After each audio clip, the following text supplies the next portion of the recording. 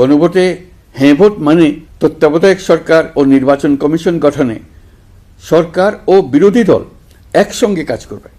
সরকার ইচ্ছামতো সংবিধান পরিবর্তন করতে পারবে না। গুরুত্বপূর্ণ পরিবর্তনের জন্য জনগণের সম্মতি নিতে হবে। এতে আরও বলা আছে, বিরোধী দল থেকে ডেপুটি স্পিকার ও সংসদের গুরুত্বপূর্ণ কমিটির সভাপতিরা নির্বাচিত হবেন। একজন ব্যক্তি সর্বোচ্চ 10 বছরের বেশি প্রধানমন্ত্রী থাকতে পারবেন না। বিচার ব্যবস্থা স্বাধীনভাবে কাজ করবে। সংসদে নারীদের প্রতিনিধিত্ব বাড়বে।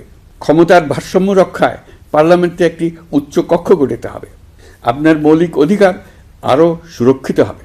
রাষ্ট্রভাষা বাংলার পাশাপাশি অন্যান্য জাতিগোষ্ঠীর ভাষাও সাংবিধানিকভাবে স্বীকৃতি পাবে। দণ্ডপ্রাপ্ত অপরাধীকে রাষ্ট্রপতি ইচ্ছামতো ক্ষমা করতে পারবেন না। সব ক্ষমতা একজন প্রধানমন্ত্রীর হাতে থাকবে না।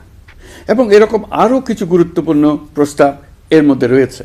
আমি আপনাদের সকলের প্রতি আহ্বান জানাই, আগামী নির্বাচনে গণভোটে অংশ নেন। রাষ্ট্রকে আপনার প্রত্যাশা মতো গড়ে তোলার জন্য হেঁতে সিল দেন।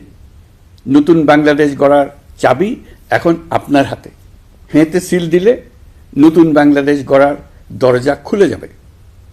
হেঁতে আপনি নিজে সিল দেন, আপনার পরিচিত সবাইকে সিল দিতে উদ্বুদ্ধ করুন এবং তাদেরকে ভোট কেন্দ্রে নিয়ে আসুন। দেশ পাল্টে দেন।